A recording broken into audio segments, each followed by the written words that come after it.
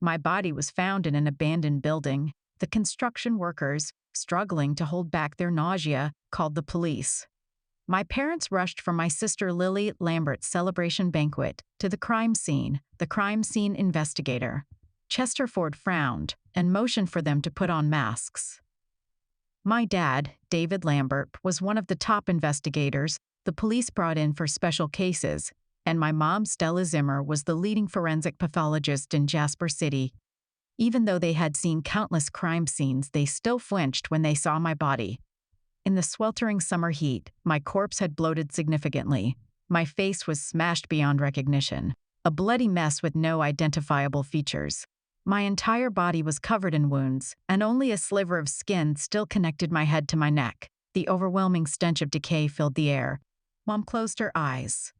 Moon closed her eyes, took a deep breath, and put on her gloves to begin a preliminary examination. Her gaze held a rare trace of compassion as she looked at my body and life in life. I had never been treated so gently by her. I watched nervously as she removed the blood-stained ring from my hand.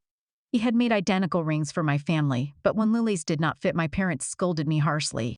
"You are always up to no good, deliberately trying to hurt your sister Emily. Even though you're our biological daughter, Lily has been part of this family for 18 years.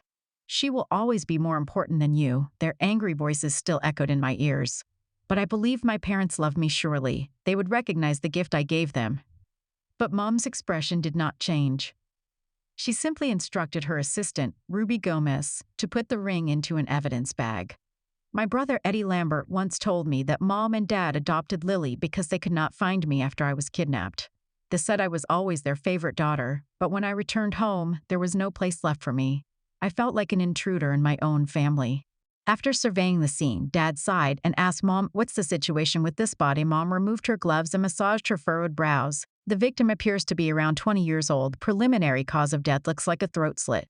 She was likely tortured for a long time before she died. The method is brutal and the public impact will be severe. We need to solve this case quickly before it blows up in the media." Dad lit a cigarette and took a deep drag. He had a troubled expression.